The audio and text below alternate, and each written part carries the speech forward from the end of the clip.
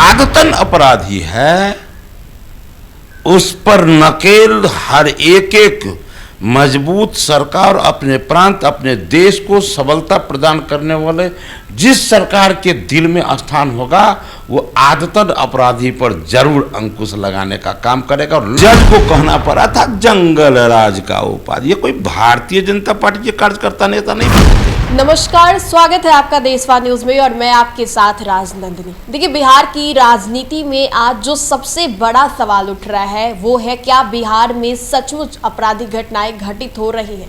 क्या अगर आपराधिक घटनाएं घटित हो रही हैं तो अभी के सरकार में ज्यादा है या फिर जब शासनकाल थे आरजेडी की तब ज्यादा थी?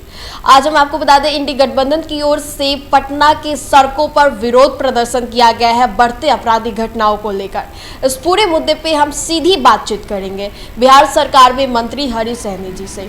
सर, क्या कुछ कहना चाहेंगे? आज इंडी गठबंधन वाले विरोध प्रदर्शन कर रहे हैं, कह रहे हैं कि लगातार आपराधिक घटनाएं घटती जा रही है और आप लोग इस बात को जानबूझकर नजरअंदाज कर रहे हैं, इसलिए आज वो लोग सड़कों पर उतरे हैं विरोध कर। कौन कह रहा है? वो कह रहे हैं जिनके शासन काल में लोगों के अंदर ऐसा दहशत बना हुआ था कि अदालत ने कहा था जंगल राज। आज वो लोग कह रहे हैं, वो लोग को पता नहीं है। देखिए, मौत मौत है, हत्या हत्या है, इसको बांटा नहीं जा सकता। लेकिन जब एक दृष्टिकोण से देखेंगे ना तो एक हत्या होता है साजिश के तहत, और क्या कहते हैं उसको, जो आदतन अपराधी है, जो सुपारी किलर है, जो शूटर है, उनके द्वारा हत्या किया जाता था। पैसा लेन देन करके तुम उसका खून करो, उसके बच्चों को उठाओ, उसका गाड़ी उठा के लाओ, बैंक लूटो, इस तरह करके हत्या होता था। और दूसरा हत्या होता है आपसी रंजिश में। तो आपसी रंजिश वाले घटना को रोक देना ये बहुत आसान नहीं है, लेकिन जो आदतन अपराधी है उस पर नकेल हर एक मजबूत सरकार अपने प्रांत अपने देश को सबलता प्रदान करने वाले जिस सरकार के दिल में स्थान होगा वो आदतन अपराधी पर जरूर अंकुश लगाने का काम करेगा, और लग भी सकता है। इसी का परिणाम है कि आज आप बिहार में देखेंगे तो लगेगा कि जितने आदतन अपराधी थे जो साजिश के तहत पैसा लेकर शूटर को के माध्यम से वो जो हत्या करवाने का काम करता था, ऐसे अपराध का घटना में सुधार हुआ, कोई संदेह नहीं। थोड़ा सा आप राजनीति से जरा सा हटकर एक मानवता को ध्यान में रखकर क्या हो सकता है एक इंसान के द्वारा, क्या संभव है एक सरकार के द्वारा, जब इन विषयों को ध्यान में रखेंगे तो आपको लगेगा कि नहीं, वैसे अपराध में सुधार थोड़ा मोड़ा नहीं, बहुत सुधार हुआ है। अब अभी आप देख ले, अभी आप भी चर्चा कर रही थी कि मुकेश सहनी के पिताजी वाला भाई एक जनप्रतिनिधि के पिताजी के साथ ऐसा हुआ। लोग बोलते हैं जब तक इस घटना के अंजाम देने वाला का नाम का खुलासा नहीं हुआ था तब तक वोट बैंक के को ध्यान में रखकर ही सिर्फ राजनीति करने वाले लोग हैं खूब चिल्ला रहे थे कि एक जनप्रतिनिधि के पिताजी, जब ये नाम का खुलासा हुआ सबके मुंह में जा भी लग गया। कितना जल्दी खुलासा हुआ? हम लोगों ने कहा था 24 घंटा में, लेकिन वास्तविकता ये है कि 8 घंटा में सब कुछ पता चल गया था। तो ये है एनडीए सरकार, ये है एनडीए सरकार का रुतबा कि जो कोई आपसी रंजिश में भी यदि वो अपराध करता है तो पहले 8 दिन में, सप्ताह दिन में तो केस भी नहीं दर्ज होता था। आज 8 घंटे में मुजरिम सलाखों के अंदर होता है। यही है एनडीए सरकार। लेकिन सर फिर भी तो आपराधिक घटनाएं हो रही है ना, चाहे मुजफ्फरपुर की बात करें जहां पे बता रहे हैं जी आप भी, श्रेया हत्याकांड की बातें करें, मुकेश सहनी के पिता की बातें करें, अभी यहाँ से भी खबर, मतलब हर दिन आपराधिक घटनाएं घटित हो रही हैं। फिर आप वही बात बोले कि मुकेश सहनी के पिताजी का जो हत्या हुआ वो आप भी जान रहे हैं, सब लोग, पूरे बिहार के लोग, देश के लोग जान गए। जो टीवी से आप लोगों के माध्यम से जो कहानी से जुड़ते हैं सबको पता है। वो आपसी रंजिश में कैसे हुआ, हम नहीं उस विषय को फिर रखना चाहते हैं। तो वो हुआ। इस अपराध को रोकना थोड़ा कठिन है, लेकिन हम कहें जो आदतन अपराधी है, जो व्यापारी है, जो पैसा के लिए हत्या करता है, उस अपराध पर ये सरकार अंकुश लगाने में सफल रहा, इसमें कोई संदेह नहीं। और बाद बाकी जो आपसी रंजिश में भी जो घटना को अंजाम देता है वो पकड़े जाते हैं, चाहे वो जहां भी चला जाए, जिस राज्य में चला जाए या धरती के तहखाने में हो। आज ये सरकार की, इसकी पुलिस उसके मतलब बाजू तक इसका जो है पुलिस का करीब पहुंचता है और वो जेल के सलाखों में होता है। इसमें कोई संदेह नहीं, इसको कोई काट नहीं सकता है। आपने कहा अभी की सरकार में ये सब कोई ऐसी लापरवाही नहीं हो रही है। मेरा सवाल रहेगा, कल शाम के 4 बजे पीएम ने लॉ एंड ऑर्डर को लेकर एक बड़ी बैठक की थी। कहीं ना कहीं इस बैठक से एक बात तो साफ तौर पे जाहिर होता है कि सीएम नीतीश भी आपराधिक घटनाओं को लेकर अब एक्शन मोड में आ रहे हैं। लग रहा है कि जो बातें नेता प्रतिपक्ष तेजस्वी यादव के द्वारा उठाई जा रही है उसमें बल दल सब कुछ है। उनका बात आप क्यों कर रही हैं? उनका बात क्यों रही है? हमारी जिम्मेवारी है। अच्छा। मुझे लगता है मुझे ऐसा करना चाहिए।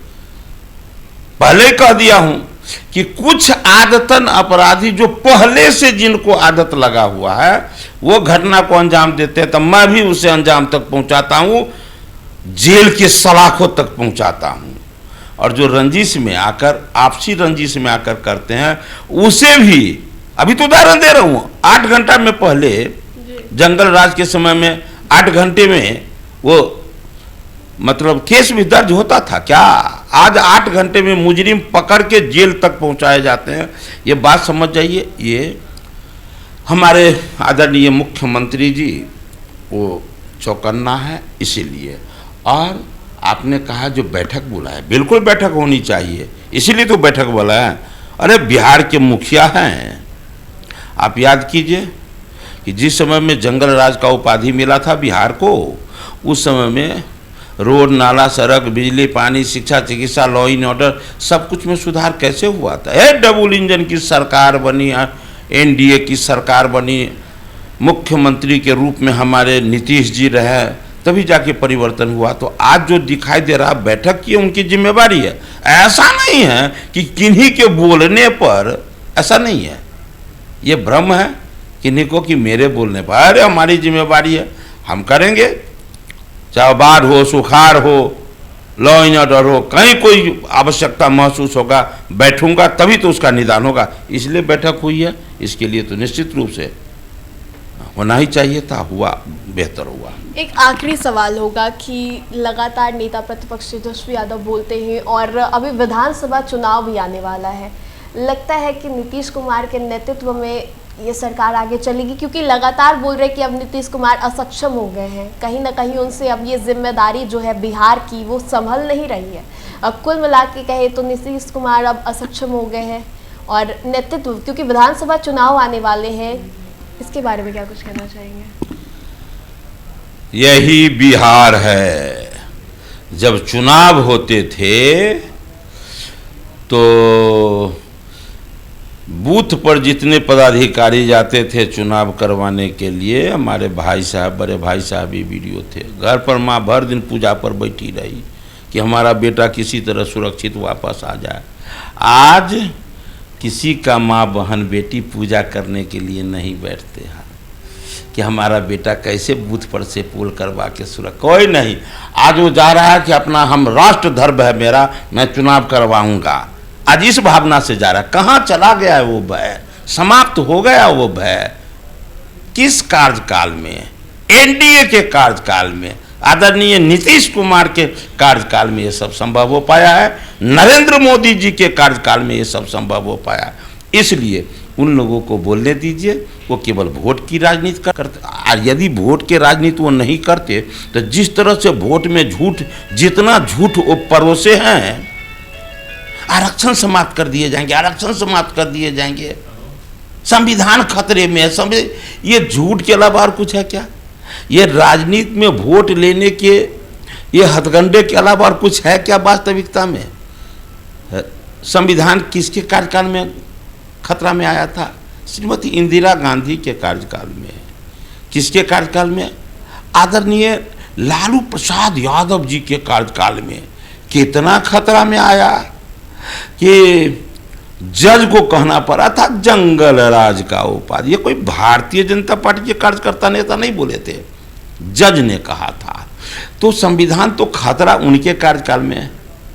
अब कहें कि आरक्षण समाप्त कर दिए जाएंगे, ये कौन बोल रहे हैं? जो आज तक पूरे राजनीतिक जीवन में किसी भी एक जाति, एक व्यक्ति को आरक्षण नहीं दिए अपने परिवार को छोड़कर।